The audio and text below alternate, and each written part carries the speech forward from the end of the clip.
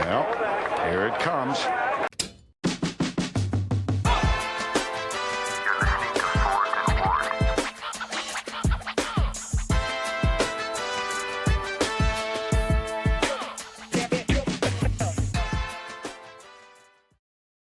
How's it going, everybody? Welcome to another episode of Fourth and Ward. Today, we're joined by a very special guest, one of my day ones in the coaching world, Coach Dalton McClain from Belton Honeypath High School. Coach McClain, how you doing tonight?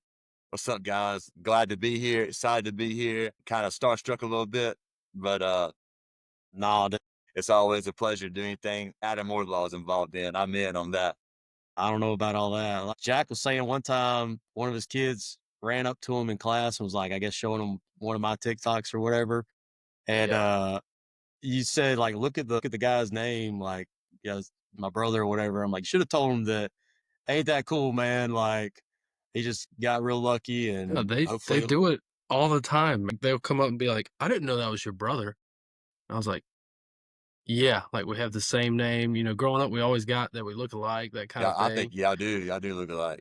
Yeah, and I'm telling you, every time there's truth to what he said, because every time we play, for those of you who don't know, Palmetto and BHP are really close to each other. We play every year, but every time we play them, JV, varsity, whatever, they always ask about you, and they always tell me, best JV, whatever coach we've ever, yada yada. They ask if you're coming back and all this stuff. I'm like, I don't know, man. I don't know. Dude, But, those were some of my favorite memories, and I hope, Coach McClain, we can kind of dive back into those days. Like, let's do it, coaching man. JV at BHP back in the day, Couldn't like, tell us those were nothing. some of my fondest times. Dude, Tell us nothing. we could jump right in there, but that very first year where we were all kind of together, like, fresh out, like, a lot of us were kind of in our first handful of seasons coaching and all that. Dude, it might as well have been a fraternity house, like, us hanging out, like, on the weekends, rolling right into practice the next day during the summer. The funniest part was how we were like, this is what we're going to do tomorrow. Like, we got this mapped out, the night before. We're like, yeah, we're going, this time, this period, this period, this period. And we were set. Like, all we had to do was wake up. Like, we had it mapped out. Oh, man, dude, you talk about some late nights on the back porch, like, heavily hydrated. Yeah, for getting sure. practice mapped out the next day. And then, like, we're just waking up in that coach's office, like, just sitting on that couch, 6:45, like, good Lord, here we go. Coach come in, bet y'all boys have fun.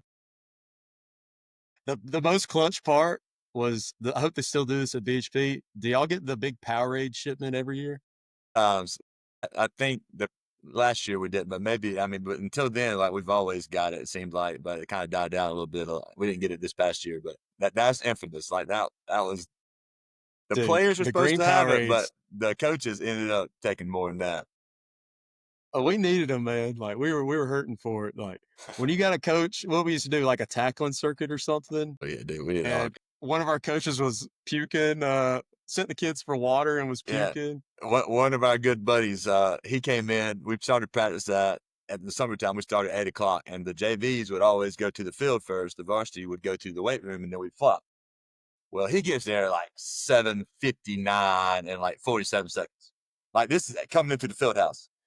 And he don't say a word to nobody, has his sunglasses on, goes straight to the cooler and smokes one of them Powerades. And we're talking the big Powerades. Yeah. So Adam and the other coach did like the linebackers and DBs, and I did the offensive line, and he did the defensive line. Well, I'm like into my like first step routine of individuals. So we're talking like 3 minutes in, and I see the defensive line going to get water. And I look over there, I said, what's going on? Well, our buddy was over there on his knees, just praying to God. I was like, man, you good? He's like, he just throws his hand up. I'm good. Fun times. That year that we had the undefeated JV team, which, again, one of my favorite years coaching, like, Yes. of all time. Like, the kids were they worked their tails off. Like, there ain't no doubt those kids worked their tails off. But you want to talk about, like, the most ragtag group of just gritty, like, not many of them ever became, like, stellar players. There were a handful that were pretty good, but, like, just gritty. Like, after you left, we tagged that group. That group ended up with a name, and the name was called the Lost Boys because none of them came back. Like, we lost them all. Like, it was that year. They had that memorable run, and then not many of them were varsity contributors on a Friday night. Man, But hey, we went Such 10-0 on Thursday night though. Hey, went 10-0 on Thursday night. Oh, gosh. Yeah, I'll never forget. Who were we playing? Powdersville, maybe. We made the trip up there, and we had that little, like, ragtag defensive lineman. But we're on the bus ride back, and I guess he's I sharing know. he's sharing the iPod back there, and we're drained. Like we're however long into football, and it's been a long Thursday, and I guess we won the game. I don't know. I guess we did because we went undefeated or whatever. But we can just we're like in a daze, and we can just hear him talking 2 rows back about whatever song's playing. And It ain't a bad song. so Jack, they were playing. This is like, what year was this? 2018, 2017, 16 maybe. Because my somewhere brother, around my there. brother's 17. It was 17. My brother was sophomore. It was 17. Yeah. So like we're several years removed from Jack. Do you remember the song "Smack That"? Oh yeah. Classic. What Oh, year would yeah. you say that song That's came a out in? banger. Oh, that might be pre 2010. Like that might be a 2000s Yeah. hit. I think so. Yeah, I Yeah. think we looked it up. 06 through 06. 08. 06 through 08 was probably the greatest musical run ever. 100%. Dude, yeah, I'll die on that hill. From 06 to 08 is bangers. Every genre. You pick a genre, it's bangers. That's like the T-Pain heyday, isn't it? Like T-Pain, Yes, it was. Akon. Easy. Yeah. Oh yeah. So it's 2017. We're in a stupor on this bus coming back from a JV game. The bus is silent, except for this one kid talking about whatever song's on his iPod. And he's like, "You ever heard that song?" He's talking to one of his little buddies back there. "You ever heard that song, Smack That?" And like, we kind of just turned and looked around. We're a decade removed from this song being anywhere near a chart. And he said, "It ain't a bad song." It just became the theme song. That was the It was the anthem. anthem the whole year. You talk about like 06, 08, having some bangers, like no skips. We went and crunched the numbers. Like, I think 06 was the year I'm in Love with a Stripper came out. Classic. Smack That. Like, we went through the top 20 list, like, of that span. Because I think what we were trying to do is figure out what was wrong with them kids that one year. What was in the water, and we figured out all their parents were listening to It was just T-Pain, Akon. You couldn't avoid it. Yeah. They were beat at birth, man, like with the genre of music that their parents were listening to. But Jack, what's been the weirdest music choice you've heard for some kids jamming out to? Dude, now it's now, and it's Glorilla. You know what I'm talking about? Oh yeah. So you got Sexy Glorilla, Red. Sexy Red. Yeah. Oh, like, dude, these kids, we were in the weight room the other day. Let me pick a song. And we had just got this iPad set up with the speakers in there. And I'm like, all right, go ahead, type it in. It won't let them play it if it's not clean. And they turn that on, and the kids lose it. Like, just start going off. All of them doing these weird, like, I don't know what it's called, but they're just freaking out. I don't know how that song is classified as clean, but it ain't. If you're listening, it ain't clean. It ain't clean. But no, they have terrible tasting music now. It's all like mumble rap. Speaking of music, this is another good JV story. So that year, I think it was the next year, not 10 year, the next year, we're getting ready to play a region game, and the team we were playing, like, they came out, and they thought they were going to the stuff, like, and they weren't really that good. They've never been really that good, but they just had a little swag. You can say the name. It's Walhalla High School, Jack. Walhalla High School, yeah. All right, that's Walhalla. Oh, hog. Yeah. So Adam gets the idea. He said, all right, well, let's play something in the locker room to get them hyped. I said, oh yeah, that's good. Let's go. So all we did was get in there with the speaker and start playing the instrumental Mo Bamba. And we walked in, and you would have thought that we were the coolest things ever. So, like, there was no words in the song, but the kids, they took it and ran with it. And you know how bad that song could be. Yeah. It was, oh man, it was great. It was great. I think we got in trouble for that one too, didn't we? We did. We did. We got email from up top. We're playing the instrumental. Like, we can't help what the kids are doing. Like, no, get the people going. Yeah. It's provocative, It's provocative. It gets the people going. I'll never forget that we had that speaker that was in the coach's office, and I think we were out there. Walhalla at the time, they had that coach that was buying them all those extra uniforms, and they had the chrome helmets. Chrome JV, chrome helmets on JV. Rocking chrome helmets. We ain't rolling like that. We're out there, like, and we got a gritty group of kids, and we're like, all right, like, we're gonna show them something. We're gonna put a chip in the armor. So we brought them back in the locker room for the game, and we grabbed that speaker and like Coach was saying, that thing was rumbling, like, and them kids were going crazy. And then like it went straight from like the song to the field. Like it wasn't no in between. It wasn't We just ran out. it wasn't no hype and then a pep talk. It wasn't no go get them. It was like let's roll. Like Enough said. Let's do it. enough said. Oh my God. Yeah, you talk about Palmetto and BHP being rivals. What do they call it? The Battle of the Bridge? Battle Is of the that what they call Bridge. it? I couldn't I'll be remember. It was honest. something I like didn't that. know there was a name. That's news to me. Anderson Independent did it a couple years ago. Okay. Yeah, they were like the Battle of the Bridge. I guess because that one little bridge come over from the career center. I guess that's Yeah. that's the one. That's what I was trying to figure out. Like, where's the bridge at? That's I what guess I didn't know. the one that goes over that softball field right there, though. Just right there. Like, I mean, no water under it or anything. I'll never forget back in when we were all in school and stuff. Like, yeah, it was a rivalry game, but like, it was pretty apparent that like BHP was going to have usually a lot more skill talent and just kind of some better athletes overall and stuff. And obviously Belton and Honeypad, those are towns that are used to winning and stuff like that. So a lot of pride, and those are one of the best memories I have about coaching there was just the sense of community and pride and all that was there. But anyway, I'll never forget. Like, I think it might have been my freshman year on JV. I think we went over to BHP and just got mollywopped. But like the whole time, I can remember like even the coaches from the other team were barking at us and stuff. I'm like, well, this is a different league. Yeah, like, this is a different, It's like different. just It's different different. clientele. I was on my junior year was the last time that Palmetto beat BHP on Friday night. Remember that one?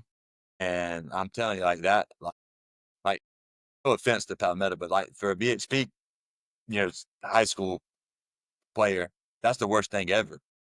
That's that's bad. I mean, like not bad in the sense of losing to Palmetto, bad in the sense of look like this is big time. Like we don't like we claim we don't you don't want to lose to Palmetto. Like you know what I'm saying? Like, and I'm not meaning that disrespectful. That just goes back to the rivalry. We kind of not hate each other, but yeah. the animosity is there. Well, like when I was at Palmetto, and Jack, you can probably chime in on this. I always felt like we wanted to beat Wren more. Like I felt like that's who we wanted to beat. Yeah, that's like your district rival. Now it's Wren and Powder. We all hate Wren, right? We all can agree that we hate Wren, we can all right? agree. Yeah, we're all we're all on all the same good page there. there. Yeah, we can all agree there. That's was it the enemy is my friend or something like that? Yeah, I don't to this day, like I don't wear anything blue or gold. Like I'm telling you, like I cannot stand Wren. I cannot. Like if I don't know what it is about them. Like when I was coaching at BHP, I feel like the game that I thought like carried a lot more, and it was a rivalry game too, just because of the history, I think. But like when BHP would play Daniel, like those were some That's like big usually, time. Yeah, that's usually that's has some a region championship on the line. Something. You're playing for a trophy. You normally, and heck, until you ain't gonna believe this, until last year they lost to JL Man in the regular season. The last time they lost a regular season game was 2018 when we beat them in the region championship at their place. Really? Because they won back to back, didn't they? Yeah, well, yeah, they went like they lost like a couple of like playoff games. Okay, they won 2 state championships back to back. I think they might have won like 3 or 4 total in that span. But we were the last team to beat them in the regular season, and they had like a 46 game, something crazy like win streak. They just lost it last year. I remember. Was that the game we went to, Daniel? Yes, and the ground was all sloppy and stuff like that. I remember that. Wow, I didn't realize. That was the last time until this past season. JL Man beat them this past year, but that was the first time they lost since 18. I guess in the regular season. Y'all could probably speak to it since y'all are still out there in the homeland. But I guess the west sides of the world started coming up and started showing up. Yeah, good. I remember like when me and Jack were at Palmetto, we would go and play West Side in a jamboree or something, and it was a pretty tight game. It was a half or whatever, but it wasn't like we were getting blown out of the water. But yeah, it sounds like they've really kind of turned some stuff around out there. They've dudes last year. Well, we beat them. We beat them 3 years in a row. We beat them 3 years in a row, and they were talented. Like they were more talented than us, in my opinion, every year. So our kids, like it's kind of like a kind of a rivalry to start with, like, because Mhm. we don't like each other. And, obviously they thought they were more talented than us and just couldn't beat us. And then they came out, they wanted to rip our necks off this year. And they did. And they did. I mean, they beat the brakes off of us. Was that y'all's They were only so, loss regular season? yeah, that was our only loss regular season. They beat us like 55-14. I mean, they put it on us. They smacked us. Yeah, for the folks that are listening, BHP, you guys played for a state championship this year. I was hoping to kind of see what some of your thoughts were on that Man, yeah, for experience. sure. Make it. Yeah, so I was trying to do my best to keep up, but you talk about the one loss through the regular season, right? And then you cross paths with one of the new charter schools that's out Yeah, there. yeah, What was that like? Like you're playing a school that basically was created to be good at sports, right? And then yeah, you're a community grown school and yeah. all that. And what was that like going against those dudes? Man, they had people from like everywhere. Like, I want to say like there was like 10 or 11 schools that like we looked it up. Like, we looked at the roster and, see like where this kid come from. Cause we know, I mean, obviously the quarterback, running back, receiver, like everybody knew that they were all from different schools. So we were like, how many kids are from different schools? And dude, you would not believe how many different places, they were from. But I mean, it was kind of weird because it was their first year, as this in existence, and they're in the upper state championship. And I looked actually today before I knew we were doing this podcast on our whole team. This is crazy. And you're not gonna believe this, but I think we had 5 kids who didn't come through our middle schools. The whole Saying team. something. Two of the 5 came in 8th grade. So I mean, you know what I'm saying? Like they were like, Yeah. we're Yeah. homegrown, man. Like that's what people don't understand is we're homegrown, and that this is kind of like our sweet spot with groups. Mhm. MVP, man, it was cold. God, it was cold. The first half, they had our number. They we didn't play really well on offense. They had a really good game plan. They hit a long pass in the first half, and they got down to the 1 yard line. And at this time, I think I want to say it was like it was 17-7 or something like that. Something, it was 2-score game. I think I remember being a 2-score game at one Yeah, point. Yeah. they we stopped. They had a Jalen McGill kid who's really good running back. He's committed to North Carolina. Sorry, I can't say names right. That's all good. He Anyway, probably don't mind the. yeah, he's a heck of a football player. Yeah, if he's going to North Carolina, his name's probably already out there. It's all Yeah, good. he might get you the Gridiron Spice pick with Coach Belichick, and if we can hook him up. Yeah. Yeah, give him There a you go. shirt or something. Yeah. But we stopped him on first down or something, and then we batted the ball down. Kid made a great play. Ended up holding him to a field goal. And really, truthfully, that was the difference in the game. Because I think we went into halftime, and it was like 16 to like maybe 20-7 or 17-7 or something like that. And dude, like they didn't like they put a kid in every gap because obviously we run the football. We had one of the better players in the state running back. He's freaking nature.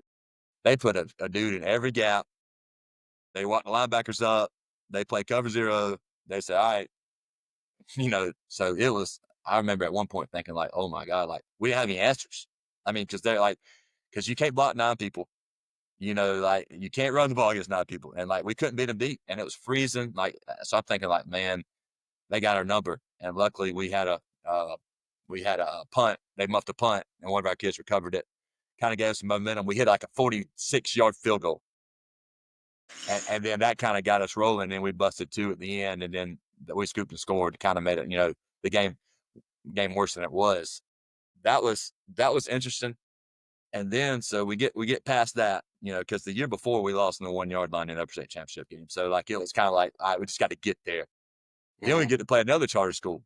And man, they are loaded with talent. And they didn't even Go ahead. they didn't even have their I guess their permanent head coach at the Yeah. time had already resigned. He So it was like an resigned. interim guy. Yeah. And I looked yesterday, or I saw on Twitter or something like that.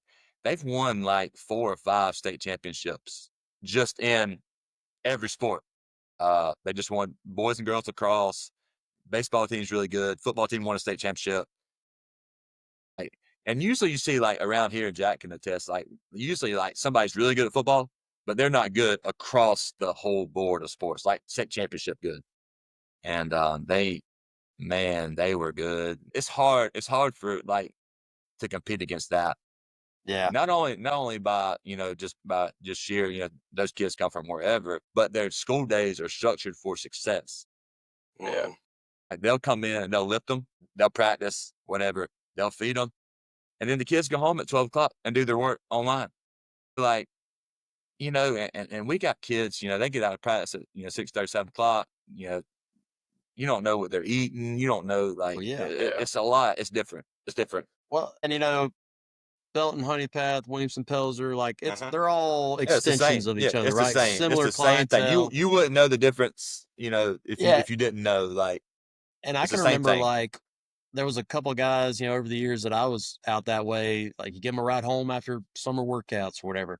And Yep. you're dropping them off at a house that ain't got running water. Like it's, People don't these understand. kids have, yeah, they don't. And then you're going, that's where I thought South Carolina really dropped the ball. Cause like I was hearing what Jack's Palmetto's region schedule was. And there's how many private schools are in your region, Jack? We had 3. 3? Like, and that's what half the region probably is private schools Yeah. roughly. Like, I just think, they kind of dropped the ball there, allowing these other entities to be able to compete with your traditional community schools, and especially at the lower levels. Like, it's one thing if they're having to play 5A or, where there might be Yeah. a more evened out And I talent guess gap and all that. they tried to address it, I guess, with that multiplier thing.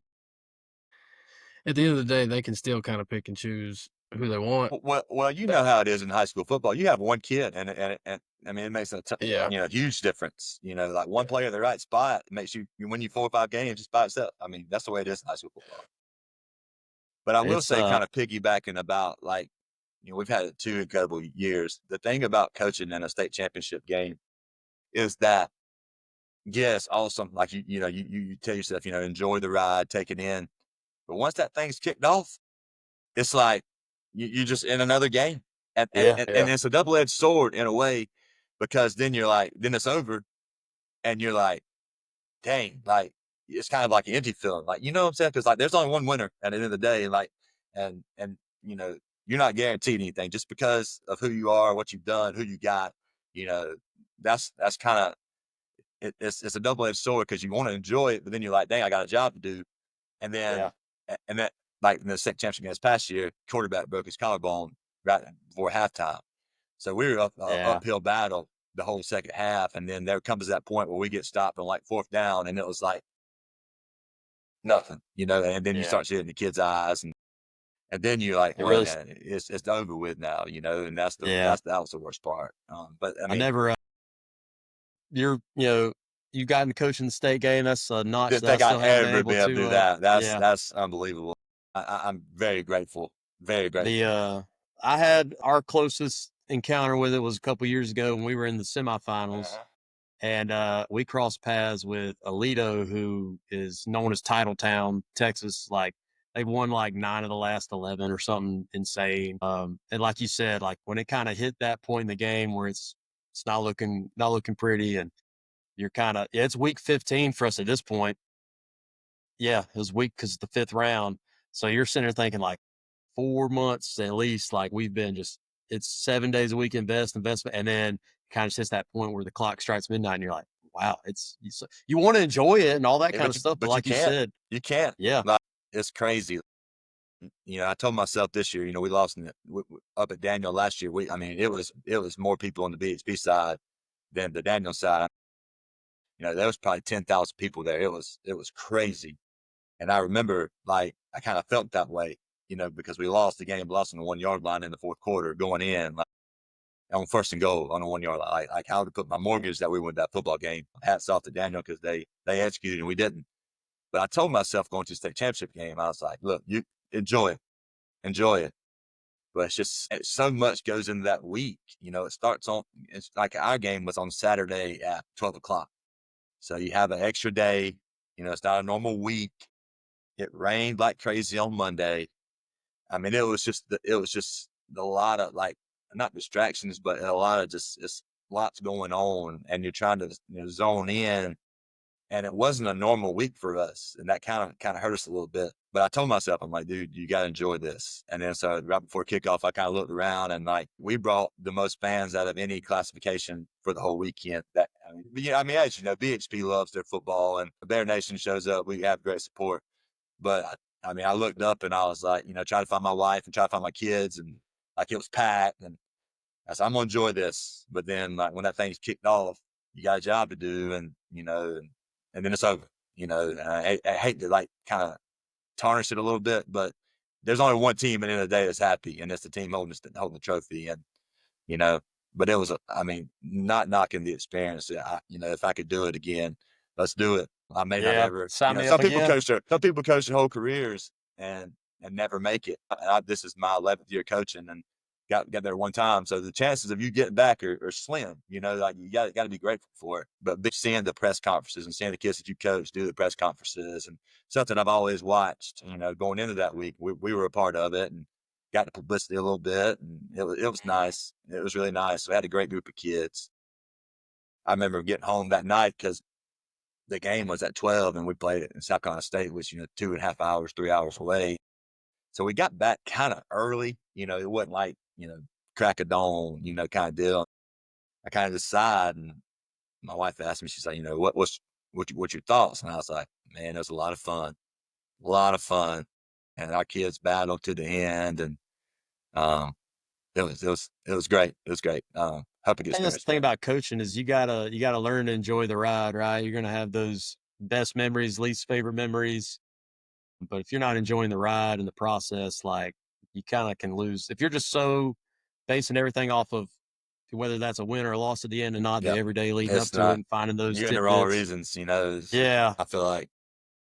Now, we talk about how. Sorry, I can't speak to coaching in the state title game yet, but I'll be happy to give you my input this next season when the Palmetto Mustangs go on a run. There we he's go. calling it. He's calling on a run. Sorry, I'm he's just hyped for calling it. spring ball tomorrow, man. I'm so No, excited. it's a good time. We're winding down spring football over here. I think we got about a week left, and then we'll get them turn it all in, and then we do our kids camp, and then we'll not finish up school year. Life will be good. But we're talking a lot about BHP pride, and the Bears love their football, and a lot of things BHP centric. Jack, what's your favorite or least favorite BHP memory? Coming from the you knew Palmetto what you were asking. You knew what you were asking. I already knew. I already knew. Yeah, so my senior year of high school, we just got a new head coach. We just transitioned from, a wing tee offense to a spread offense. I know where this is going. And oh yeah. And they were pretty stacked. They had a couple, I remember at least there were probably more, but a couple linebackers going play in Division I football. Anyway, 84-0 at home on my senior night. Worst memory. And that was let me on tell senior night? On senior night, let me tell you, that one sticks with me. And so I even told our head coach this. If it ever gets to that point, don't take your foot off the gas. So just know it's coming. Yeah, if it happens, it's coming, man. I told him, don't you take your foot off the gas. I got a personal vendetta right now. But no, get the demons out. Yeah. No, they were that was rough, but I knew some of those guys that played at BHP, and some of them went to school with me at Clemson. They're good people, but no, that one stings. That one stings different, Well, it kind of sounds like we both got two, memorable opposite sides. Yeah. I played on the last team that lost to Palmetto, and then you got, the big one, I guess you could say. And it's bad because even kids now that play at Palmetto, I mentioned that, and they know what I'm talking about. I'm like, dude, you were like, that was 10 years. You were like 5, and you know what I'm talking about? You remember that game? And I'm like, but yeah, I'm telling you, it's coming picture for of you, the man. scoreboard. There's like a picture of a scoreboard floating around where it just says like guest 84 Mustangs zip. Like I can just see the picture in my head now. Like it's probably just ingrained in people's brains. The worst part is, allegedly, again, I don't know if this is true. Allegedly, we declined a running clock. That's what I've heard. Why? Whatever. They didn't take the starters out. Not y'all. I mean, Palmetto didn't take the starters out. So I was playing offense and defensive line at that point. And it's like, we go on offense, 3 and out. They got the ball. We go on defense. They drive it for a touchdown or break one for a touchdown. I don't leave. I just stay out there. All right, 3 and out. Here we go. It was like a pattern, dude. It was miserable. You just stay out there. We'll come to you. We'll send the other, Yeah, the other right. 10 I'm out just to gonna, you. You just stay out there. hang out. We'll drop a knee Bring right the here real oxygen quick. tank. Oh man, That was well, rough, and man. y'all went from the wing T days, like when I was in school there, to the up tempo when you're trying to run a million plays a game and stuff. That's not helping the equation. No, I go That's a- from blocking down with a flipper to I think pass it had setting. across. It's not my forte.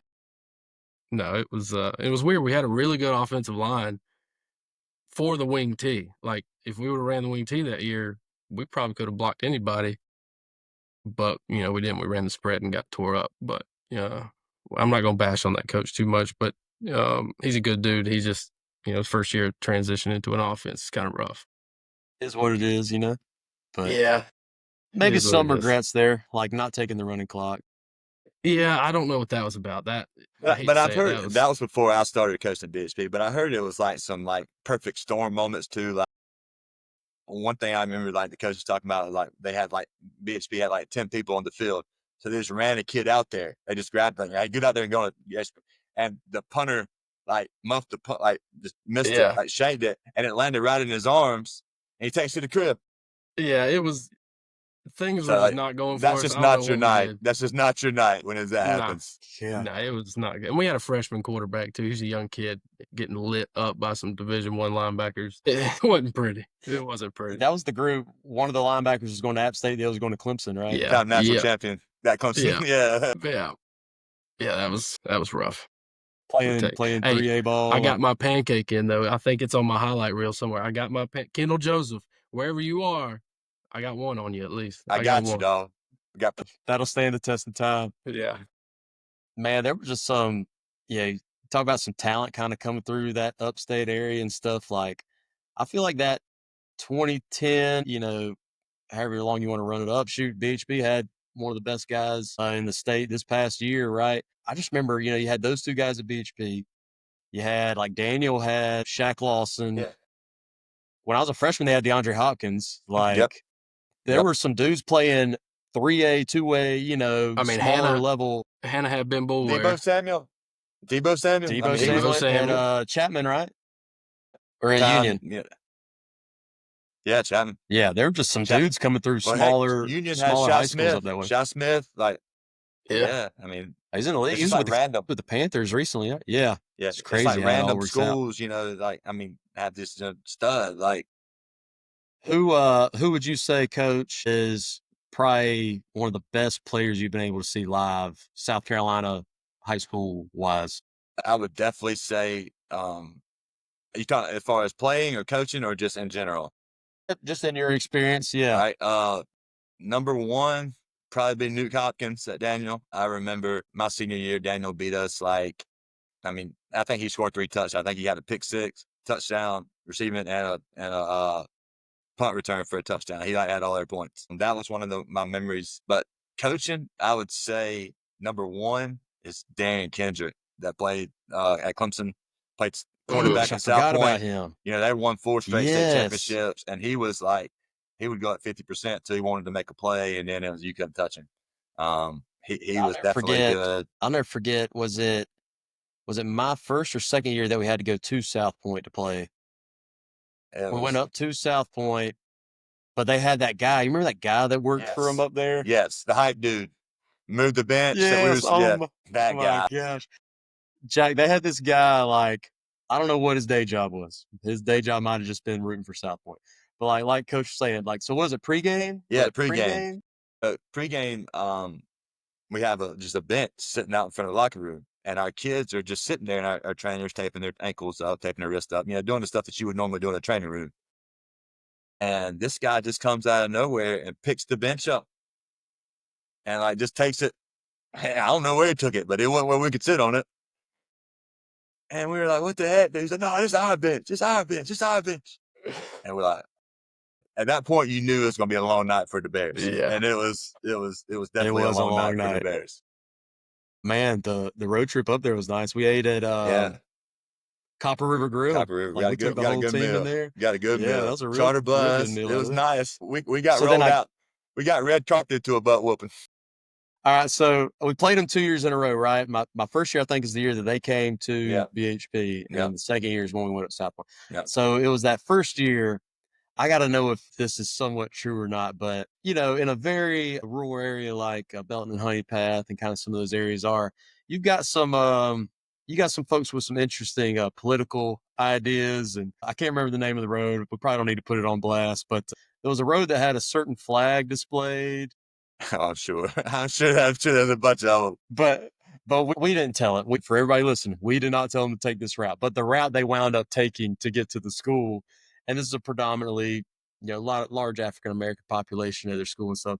They happened to go driving down this one back road and, middle of wherever, South Carolina, and they see old Confederate flag waving in the front yard, and we had wound up playing a really good first half against those guys. It was 0-0 at halftime. Yeah. And like our game plan went to a T. Like we knew we're not scoring with these guys. I mean, there's no way. We just try to hold the ball and hopefully we can get a stop or two. And the first half went like unbelievable to T. Backstory to that. This is crazy. This is gonna blow your mind. I don't know if you remember this, Adam, but we had a kid that played corner for us that year who was ended up going to Army. He went to Army. He was a smart kid. He understood football, had a great mind.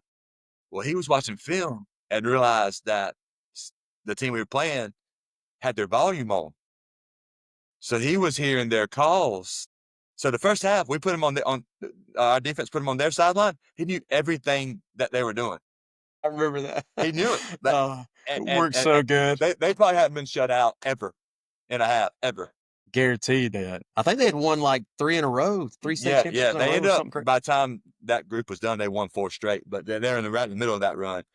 And so, like, I think they kind of caught on to it. So second half, they just huddled up, and it was over after that. Like, it wasn't no. Yeah. I think I remember that game, and they scored like 35 points in like 7 minutes of game clock. It went on a 28 run quick. Yeah, it got out. It got rough in a hurry, but man, it was like there were some good times there. Circling back, we totally went on a side tear. We lost track of our JV times there. Yeah, man. we got to get back on that. That's good. That's the thing. That's why we're back together right now, dude. So we went down the smack that story. We talked about that group went 10-0, but it wasn't because of just sheer athleticism.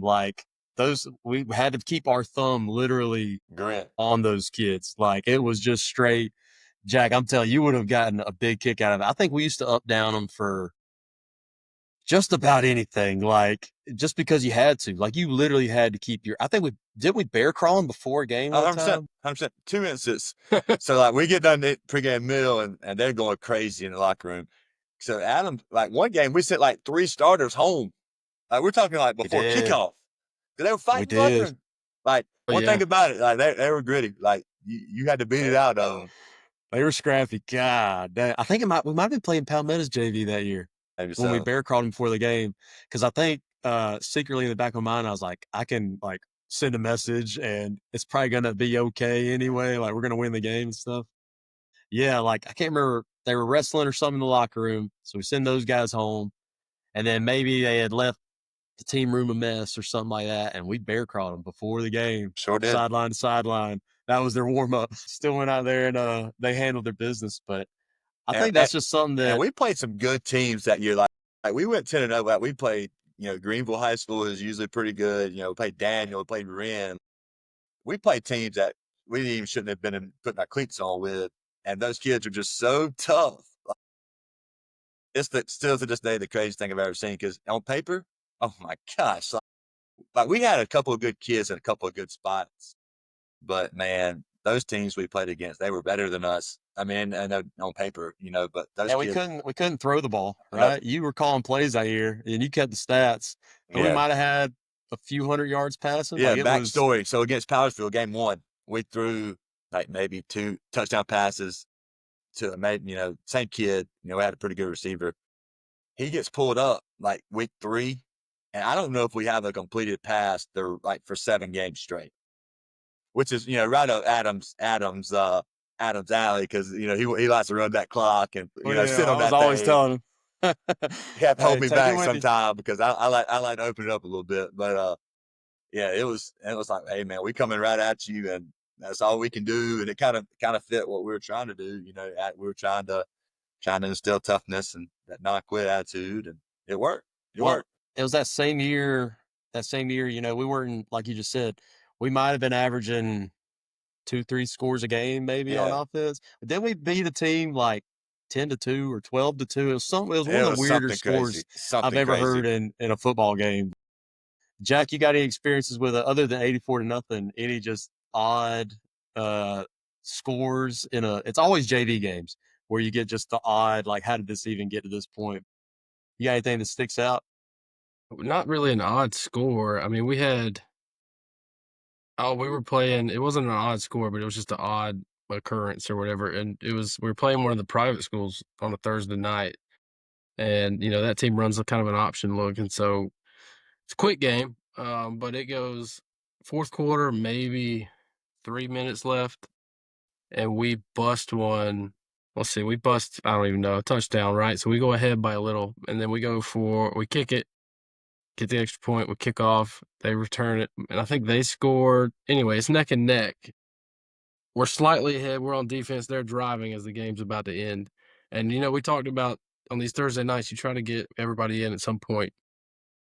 Well, we found out late, crap, we got to get this kid in, right? So we're like, they get like a 30-yard pass catch, like dude gets mossed, whatever. We're subbing this other kid as it goes. We just figured out, like, well, our defense coordinator turns and looks at me. He's like, "What are we doing?" I'm like, "I didn't sub him in. Like, that ain't me, man." Goes out there, boom, bomb for a touchdown. Game over. And they won by maybe 1 point. I mean, that kid, you have to Hating know life. him. You have to know him to picture it. But it was one of those, all right, maybe we should start putting them all in the first half just to get this out of the way, because that can't happen again. Yeah, you It got to was, get. it was right after that, actually, remember I told you about that dad that came up to a coach and was like pointing in his face and all that kind of stuff? Yeah. It was right after that. So, yeah, it was not a good night all around. Haven't had too many crazy scores, like no 2-0 or anything like that. I don't know if you remember, Adam, but that year that we played, we were up at Greenville, and Adam was really big on special teams. Like he that was something that I thought he did a tremendous job at. Well, we had one kid who was better than anybody else on the field most of the time. He was also our punter. He was our quarterback and his punter. So we Oh, get yeah. stuff 3 and out, and like we're on the -20, like we're 80 yards away from the crib, and he acts like he's gonna punt it, and then just takes off. So Yeah, he Adam's like, "What you doing? What are you doing?" And then he breaks like 2 or 3 tackles, and next thing you know, he's 80 yards to the crib. Yeah, he's like, "No, no, no, no." He's like, "Go, go, go, go, go." He's like, "Yeah, yeah, yeah." And then he comes inside, he's No, like, no, no, "Don't no. ever Yeah, do that yeah. again. Don't ever do that again. But good job." Yeah. And that ended up being I Golly. think we won like 13-7. So that was the I think difference you're in the right. game, And I remember, I think you're right. you losing it. You were so mad, but then he broke it. And you're like, Yeah. you're good. I was like, looking back on it, I was probably a little too picky, but I think, like we talked about, it probably kind of worked out because, like, those kids needed it. Like, they literally had to be, like, in a certain way. But yeah, that very first year, like, probably way too. Then we had them like we only had 4 coaches, right? Because we'd split the staff for practice, and we had them. I remember we took so much time and went through and, like, put them in groups that we wanted to start the stations with, so that the numbers were even, and whatever we were doing. I think it might have been like a speed and agility circuit or a blocking and tackling circuit, one of the two. But do you remember, like, how many kids that very first time, like, we posted it all, like, we told them, know where you're starting at, know where your groups are at, like, how many kids, like, screwed that up? Oh, yeah. And then, dude, oh my How many goodness. gassers did we run them? Oh my God. Honestly, yeah, I was, you kind of, you're the head coach, and you kind of did the defensive side, and I was kind of just had the whole, offensive side. But our other coaches kind of coached both. I just coached offense, and I remember sitting there like, I'm trying to enforce everything you're trying to preach on all that. I'm sitting there like, are they ever going to quit running? Like, is he ever going to like blow the whistle and say we're good guys? And like we got into it, and we're like, well, on the line, on the line, Yeah. on the line. I think we had like 18 kids not in the right spot. And He so I counted think I every made one them, of them.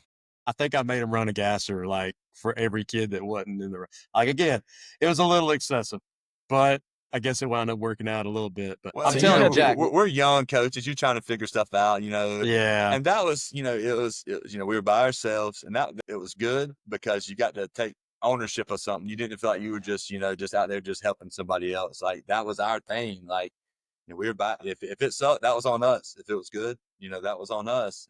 And I learned a lot coaching that, I feel like that I wouldn't have learned.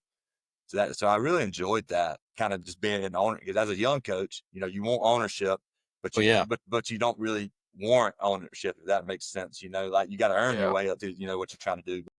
I thought that was huge for my learning, and if it sucks on Thursday night, nobody cares. You know what I'm saying? Like yeah, it's yeah. not, it's Yeah, not you life can or make some death. mistakes, and yeah, nobody's gonna remember it in the papers or anything like that. After, yeah, that like you said, I thought that was one thing that I thought really helped me out too, especially out the gate, like us just kind of being in control of every phase of the game, and it's just four dudes, and What like is? the amount of cross like curricular, you gotta communicate and get things planned out and all that. Jack, how do y'all handle your JV stuff over there?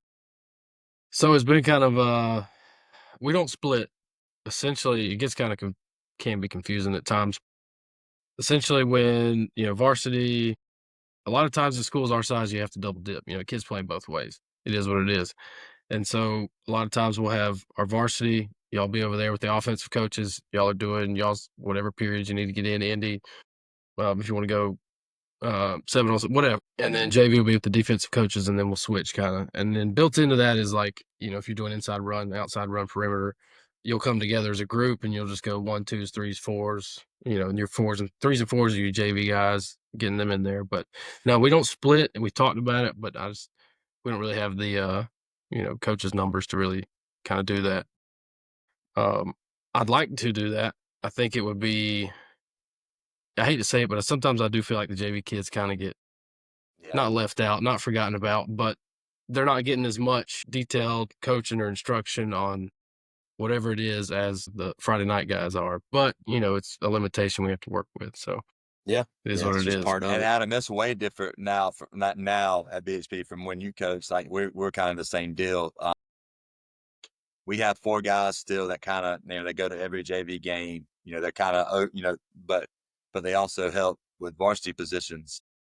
Like I coach wide receivers, so I'll have, we'll have during Indy, I'll have every kid in the program, you know, every receiver, and then we'll kind of do Indy, and then they'll kind of just go do their own thing. But now, like when you coach, we had 100 kids over the program, so the varsity could scout each other, but now we don't. So our JV do a lot of scout team. Um, it's Yeah, totally different. It's totally different. y'all seen like just kind of overall numbers like shrinking a little bit just over the years, or is it? Yeah, a little bit. They're kind of starting to go back up. Like I remember 2 I years got ago, you. we had after the this upper state championship, we had like a ton of kids come out for spring. Yeah, Just because we had a little bit of yeah, success. Because everybody wants to be involved with success, but we still don't. Not like we used to, in my opinion. I mean, I remember we used to have 100 kids, 50 JV kids, and probably 50 something, 45, 50 varsity kids. We're probably low 40s varsity kids now. Same kind of same deal JV. But I do like. I feel like sometimes the JV kids, uh, they get a little bit of the raw in the stick. I guess the best part about what we do is that there's 4 coaches. Like so, when we have our meetings on like Mondays and Tuesdays, have film, stuff like that. They take the JVs out and they have like 45 yeah. That's good. minutes, and that's like their time. They can do special teams, they can do, team best on best, or, they kind of get their stuff done. So when we come out, then they kind of just, it kind of turns into, their Yeah, practice and and, fall in. fall in kind of deal. Yeah, I I got you. ain't, I ain't gonna Well, I mean, lie. When when you said the JV kind of ended up a scout team was stuff, that unlocked so many memories for me from when I was just getting the crap beat out of me constantly. especially like come playoff time. Like if you were like a JV starter, come playoff time, you are a scout team 100%.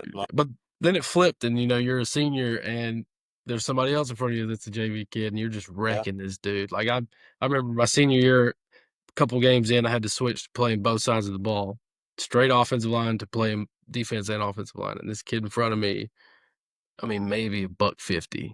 And my senior year, I'm 280. So, like, dude doesn't have a shot. I hit him with the rawest swim move I've ever hit in my life. And, it wasn't an appropriate competition, but still, right around him. He was the center, right over him. I'm gone, destroy that little running back who had no idea what was coming. It was like Jadeveon Clowney's hit in that Michigan game. Like, it was just boom. And I'll never forget our old coach, shout out Coach Cowan. He's back there, he just goes, he had always fought against me playing defense. He didn't want it. I'm his O-line, I'm his guard or center, whatever. And then I see him back there, he just goes, okay, all right. No, those are rough. He's got man. some. Yeah. It was, Man. No, I think like Jack was saying, you got to work within like what your limitations are and kind of what the circumstances dictate. That's one of the fun parts about coaching, right? Is every year is different, and you got to take whatever challenges pop up and try to do what's best for the program and all that. Type, I kind of, I'm heavy. I went from being heavily involved with JV for so many years to kind of now just do varsity. So I kind of feel like I don't get the time with those kids outside. In the summertime, we get them. Like summertime, we still do it that way. We'll have like an offensive, so in a week, we have 4 days or whatever, 5 days, however we give. We'll split it. So like Monday may be a offensive emphasis day. So all the offensive coaches will take just the J's and they'll practice for 45 minutes or whatever, while the defensive coaches take the varsity to lift. And then we'll flip. Then so now the JVs go lift the defensive coach, or the defense coach come out, the 4 JV coaches stay. So you kind of get some time in the summertime, but I feel like in the season, like I don't get any time with them. And then I wish it was a little different sometimes because I really enjoy that part of it. Because, like those kids don't really get a lot, it is what it is, JV football. We can't put, everybody on a pedestal, it is what it is. There's levels for a reason, But at the same time, like a Thursday night region championship means a lot to some kids sometimes. You know what I'm saying? Like, so it matters. Absolutely. It does matter. Well, and I think how you do anything's how you do everything, right? I know kind of one of the big knocks about, if somebody is a freshman only coach or whatever, I don't know how it is there, but out here, there's kind of some stigma that maybe football is not their first love. Maybe whatever their other sport is, maybe that's like what their real passion is. And they just kind of do football because you got to do a second sport.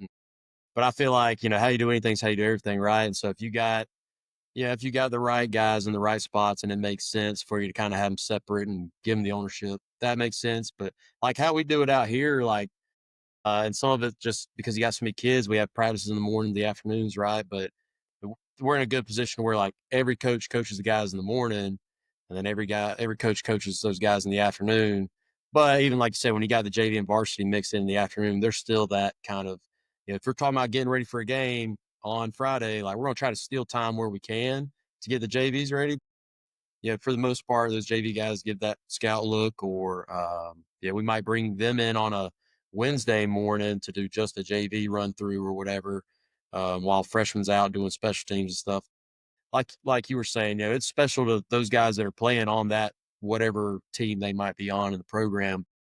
I've always been the type, you want to make it a special thing for them. Yeah, you want to take this kid's putting his literal body on the line. Like you want to put your best before you owe it to the kid, like to give him a good experience and all that. But different people handle it different ways and all that, and have different ideas on it. So I just feel like you always want to try to make a kid have a good experience with football and stuff. And half the time it feels like in season, by the time you even realize it, it's already Wednesday. The JV plays tomorrow. It's like, oh my God, like for sure. I was so focused on this that boom, now we're already playing tomorrow. And it's like, all right, whatever. But, and let's be honest, love you, but those JV guys, if we're installing something a little different on defense for Friday night, we're not going to install They're it not with the running JV it. kid. You're not doing it on Thursday night. No shot. No shot. No, you are not. No shot. No. And so, you can't tip your hat too much. Yeah, and so maybe varsity gets X amount of periods or whatever. JV doesn't really, I hate to say need them, but they're not installing anything different. We're running the same thing we always do. So it's like, I don't know.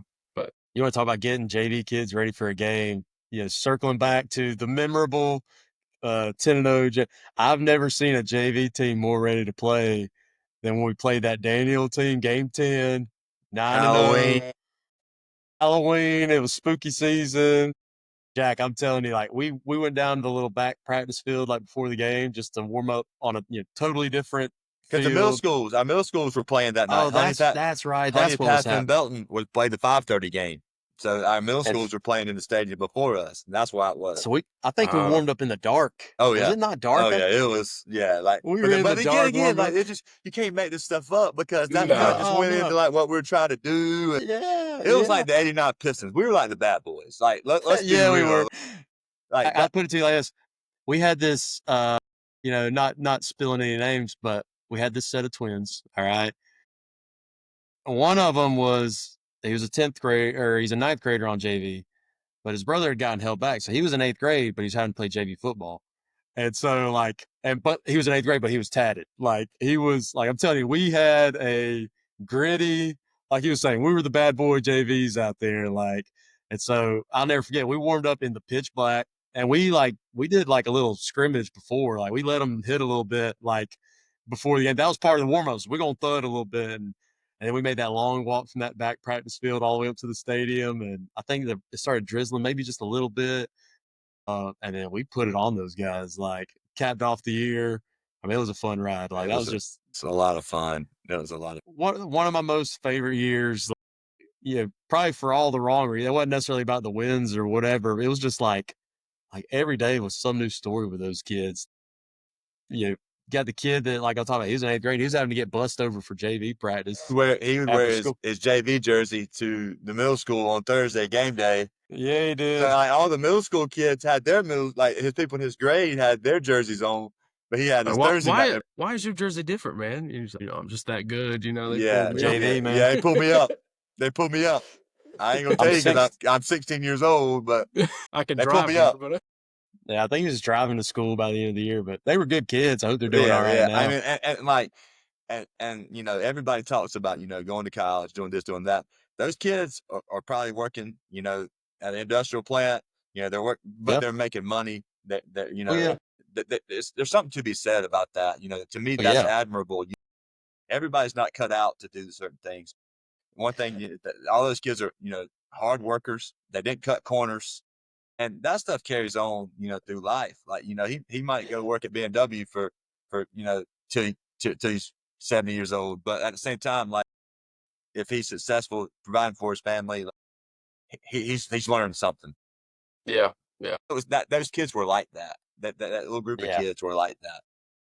Yeah, I got no doubts that for the most part, those kids are probably, like you said, they got hopefully steady jobs, and I hope for the most part they're doing all right in that regard. But yeah, and like we talked about in communities like we were from, like where there are some folks on hard times and going through some struggles, like them being able just to have some structure in their lives with a JV football team, for a couple of years that they might have played. And you never know what impact that might have had on just the trajectory and just them kind of learning some discipline and being on a team, and to maybe hopefully improve their family situation or their future family situation with just getting to a job on time. And I don't know, Adam, if you feel this, but I feel like this. We were hard as piss on them kids, but I feel like they loved us, and I feel like they respected us. Like, you know what I'm saying? Like, I feel like, like it was like I think they just loved the fear of like getting just punted. Like,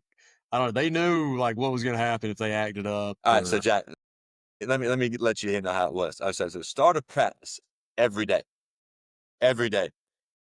We have what we call it, what Coach Wardlaw called it our SAQ program. Like, so we started out in 4 stations. We would go skill, mediums, D lineman, O lineman, and then like receivers. And we had like 4 stations, and we had 4 coaches. So every station was something different.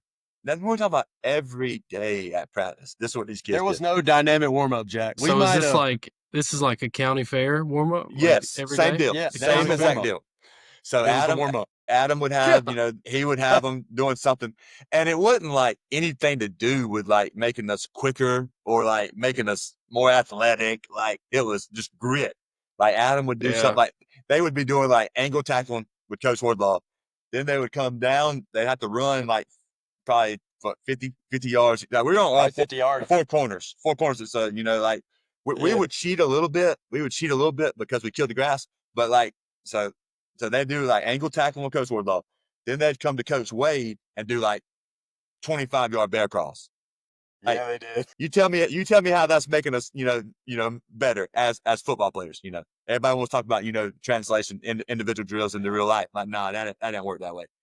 And then they would come, however, wide the football field is across to my corner, and we had the old school, everybody's got one, the old school defensive lineman shoot that, you pop up on them, put your head down the middle. Yeah.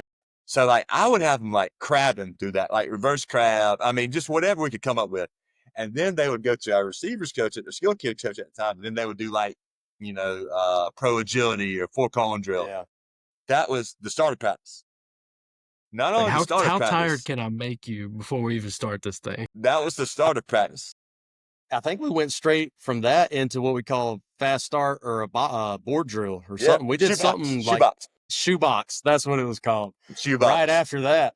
So like who's worn out, and then we're going to pick 2 guys just to go at it, get everybody hyped up. And these kids, they hated it like at the start, but it was like as we got on and we kept winning, and they kept like kind of like seeing that instant gratification. I was like, let's go. But like now every day, like, just they're high school kids. Like, we had a bad day. They looked on a drill or they didn't go to the next station. Coach Wardlaw was blowing that whistle. We're going back, baby. We're going back. Yeah, we did. We're starting over.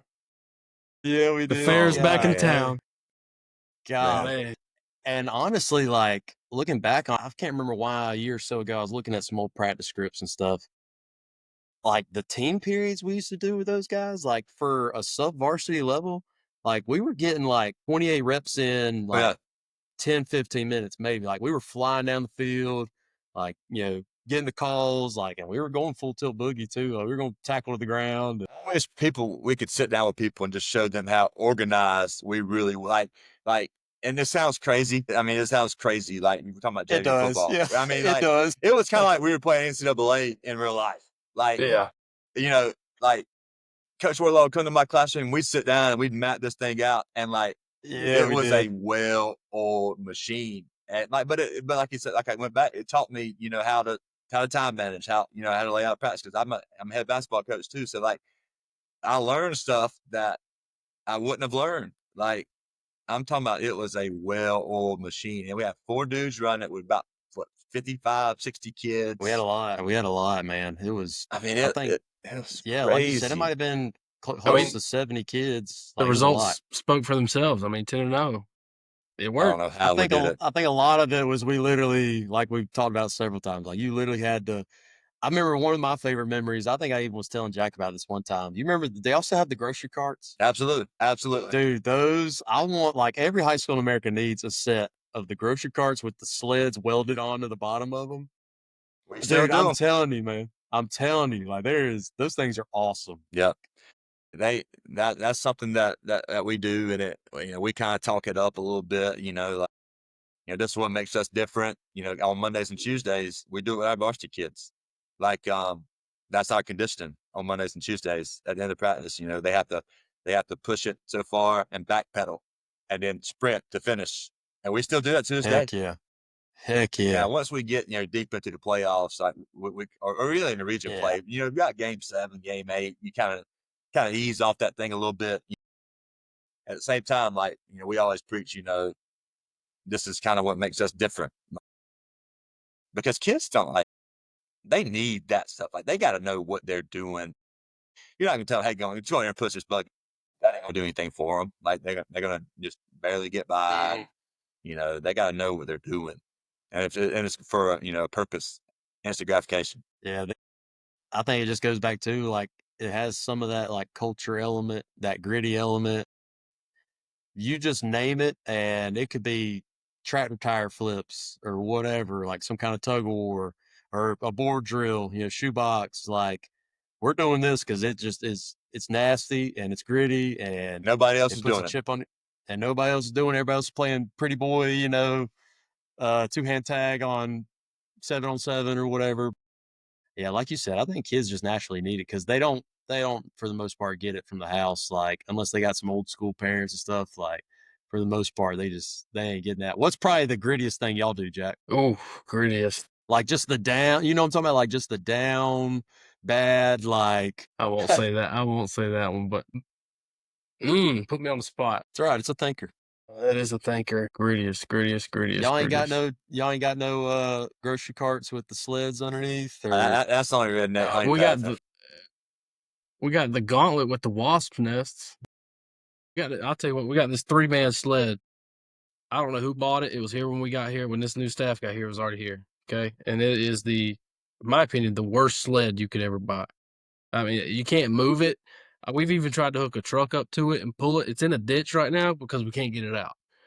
So we're like, all right, everybody get behind the sled 3 at a time. We're going to push this thing. It doesn't budge, doesn't even move. And these kids are just like tearing up the grass with the cleats on this ditch, just trying to get it out. But no, I mean, something along those lines. We got the sleds, or what do they call them? It's not a grocery cart. It's the fancy version, I guess. The Prowler. Oh yeah, the Prowlers. I mean, that kind of thing. That's that new age. We got some That's the new tires. You always age. flip a tire, man. You can always flip a Yeah. tire. You're never too good to flip a tire. Yeah, there's something special about cutting your hand up on the inside of a tire, like when you're grabbing it. Or if it rained and you lift it and that crap That's water the worst. That's the all over worst. it. That's the worst. God. Do y'all still have the 3-man chute, Jack, that has the caved in middle section? No, it is gone. We upgraded, I guess. Dude, that's what I was thinking of when I asked that. Like, Yeah. tell me y'all still got that. Coach No. McClain, there was literally a 3-man chute, and in the middle part, I don't know if a tree fell on it at some point in the past, but it was caved in. Like, you know how they kind of gradually work up? Yeah, for sure. Fire out? Yeah.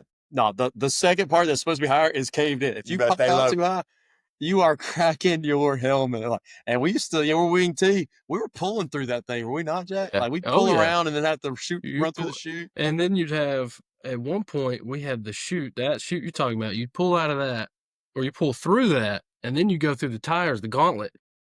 It's all Wasps flying out of it, and then you got to hit your buddy who you just had geometry class with right in front of you. That your buddy's standing there outside the tires just waiting to eat your just full speed, and you just had to wait. Here it comes. Well, I'll never forget one time, because we had to practice 2 positions. So I think it might have been my senior year. I practiced guard and then middle linebacker or whatever. And then Jack was a guard, and somehow in the rotation of that drill, it was going to be me waiting on the other side of the little chute bro. for Jack. Oh, dude, it was Well, Jack, the year before, Chris, was that you fell off the barn, right? You were in knee braces by that point. Yeah. The ACL was about gone at that point, partially torn. Wearing the knee braces. So he pulls around, he goes through the tires, and he pops out the other side, and his knee braces catch, and just face plants right there at the end. I remember just standing there, like right before I'm about to pop him, it's just like, all right, like yeah, no, that was brutal. You should have finished up like a 5-knuckle shuffle or something. I did. Yeah, I should just gave him a little. Yeah, you can't see me, dog. You didn't want nothing to smoke anyway. And then man. I remember we did. I guess it was inside. I don't know what we were doing. Still wing T days, and I guess it was my sophomore year, your senior year, and the linebacker coach, who I guess you still work with. Yeah, my dog, Coach Smith. Yeah, I love that guy, dude. He's a great dude. Oh, he's the man. We were running. We only had 3 plays. We were running 99, so I'm pulling left. Adam's playing middle linebacker, I think. So I'm coming around. There he is, right there in the hole. And the first one, he gets me right on the chin. And I'm like, all right, whatever. Coach Smith's like standing there. He's like, do it again. Same play. And I'm like, all right. So I got to bring something with this one. And so the second time I come around, I'm giving everything I got. And he may not admit to it, but I think I got the better of him on the second one. Then Coach Smith, all right, we're even now. Do it again. Let's see who wins. And so Game 3. All right. Best 2 out of 3. We knocked the crap out of each other. Pretty sure I was, blinking, seeing stars, but back then you weren't concussed. You were just, yeah, had a headache. You bail got wrong. Yeah. And I'll never forget that, man. There's some other Coach Smith things that I can't probably say on here. We got to get him on. Yeah, that would be, dude. That might take off. Like you might put that for adult audiences only. Yeah. Put the explicit tag on that. Yeah, we got to put that one on OnlyFans. They got to pay. They got to pay to listen to that one. Dude, that guy could write a book. He's unbelievable. He's a great dude. I think great dude. The first year he took over Palmetto's strength program, I think one of the first summer workouts were just take the 45-pound bar, and we had to lunge across the parking lot and back. And there were kids just puking, like kids falling out, legs going crazy because they're lunges. It's like 200 yards of lunges. You remember he was one of those gritty kids, probably not so great at home, but that boy had that lunge. He was up over his head, just shaking and like he's like, I can't do it. I'm gonna do it. I'm gonna do it. And I'm like, you good, man? Like he's probably about to fall out. But no, Coach Smith is one of the, and I'm sure I'm biased. He was one of my coaches in high school. Love that dude. But that's one of my favorite things about playing BHP is getting to see that man and just getting to talk to him and He's so that down coach to earth player. too. He's Yeah, so dude, down he's to earth. He wants to know how you great doing. dude. And it's crazy that I coached every one of his sons. So like Bryce was my brother's age, and then Brody just graduated this past year, and now Brock, his youngest son, is going to be a junior. So like all his kids, I mean, he's a Bear. He's a BHP guy. He's a Bear at heart, and all his kids have came up through. And that would be like really happy for him to say he got to coach every one of his kids. Like that's Yeah. that's awesome. Yeah. That's awesome. They talk about the rivalry and all that, but like, that first few years I was there, some of those guys were me and Jack's old coaches, like when we were in high school and And stuff. y'all had some unbelievable coaches. I mean, Coach Lee Croy, Coach Cade. Anything Yeah. Coach Cade says, I suck up like a sponge. He's one of my mentors, and Yeah. like he was unbelievable. I learned so much from him. It was Coach it was Smith. cool to be able to hear the other side of, some of those old, like, why did we do this? Why did we do that? Or what happened here? We never got to hear what happened here Yeah. and, kind Yeah. of get to hear all the backstories and all that. But so, yeah, it was a rivalry in some ways, but being able to like be on the other side of it and kind of coach with guys that used to coach me and stuff, like those are just some memories that I'll have forever. But Dalton, I don't want to keep you up too late. I know we're about to hit the midnight hour. For anybody who's out there listening that wants to keep up with you, what's the best way they can reach out to you, whether it's on social media or anything Yeah, like that? man. How can they get Yeah. out to you? You follow me on Twitter, or I guess X now, at Coach McClain _25. Coach Wardlaw, you put that on the screen for me. Help hook me up with I some got you. I followers. got you. But yeah, man, it's been a blast. I really hope, say I think a lot of respect for you. If there's anything I can ever do for you, you got me. And Jack, I mean, good luck to you guys this year. I really hope, you know, I would love to see that game, be we Yeah. played twice last year. I mean, you played the playoffs. Y'all won a Yeah. first round playoff game, and I think that was the first time ever talking about the rivalry ever in the playoffs this past season. Like Yeah, that's pretty meeting up crazy. in the playoffs like that. Yeah, that I was. want to say, I mean, it hadn't happened. I mean, it may be the only time, It you might know. be. You might be And I'll right. be honest with you, we're going into that game. We kind of figured we were going to win, and we didn't know, how y'all's game was going to play out. And seeing that y'all won, I was glad for you guys, man. You want to see people in your area do good until you play Yeah. them. Yeah. Obviously, Yeah. Right. like until you play them, and then then it's football at that point. Yeah. On the other side of that coin, I was chopping at the bit. I'm like, yeah, we're coming back down. We're going to BHP this time. We're gonna ruin it all. I'm still trying to get that 84 Yeah, knocked out for of my sure. head. I mean, but that's your job as a coach, man. That's your job as a coach. You got to get your kids ready to play, and but yeah, it was a lot of fun. Hope you, like you say, hope your dream comes true. At least to the It's upper coming, state baby. championship game. At least to the It's upper coming, state baby. championship game where we might have a say so about it. I No. might have to fly out there and watch that Yeah. if you guys cross paths in upper Okay. state or All something right. like that. Before we go, think about that. Palmetto and VHP upper state championship game. Will there be anybody left in the towns? I'm No, telling you, no. there ain't gonna be anybody in, the grocery store. Like Yeah, everybody's gonna no, be that at wherever the game's being sellout. played at. Like that? Y'all might have to get a neutral site for that one. Yeah, that would be crazy. I just thought of this. Have y'all played at any of the private schools? I don't know. Y'all don't have any in your region, right? No, we haven't played at any of the private schools. No, they're not in our area. I already blasted them once on here, but there's one that's right off of Interstate 85 beside CarMax. That field is terrible, I dude. bet. Like if y'all I ever have to bet. play there, it's like a rec league field, man. I It's not bet. their fault, but it's awful, man. No, but yeah, it's good to talk to you, man. I've seen you on the sideline. We've talked about Adam and stuff, but it's good to kind of have some one-on-one time or one-on-three, whatever you want to call this. But definitely wish y'all the best of luck. Y'all got some good people over there, and I wish the best for you, except on game day if we're playing you. And we gotta come. I say y'all come to us first this year. I guess y'all gotta come down. Yeah. You gotta come down to Yeah. the den. Yeah, That's and then right. hopefully, like you said, meet up in a little playoff matchup later that year too. That'd be good. That'd be awesome. Well, guys, thanks for tuning in to another episode of Fourth and Ward. As always, we're available on Spotify, Apple Podcasts, put the videos out on YouTube every Sunday. Be sure to hit that subscribe button. Be sure to drop that 5-star review. And if you have any questions or guest ideas, we're always down to hear some feedback from you guys. Appreciate you guys tuning in, and y'all have a great week.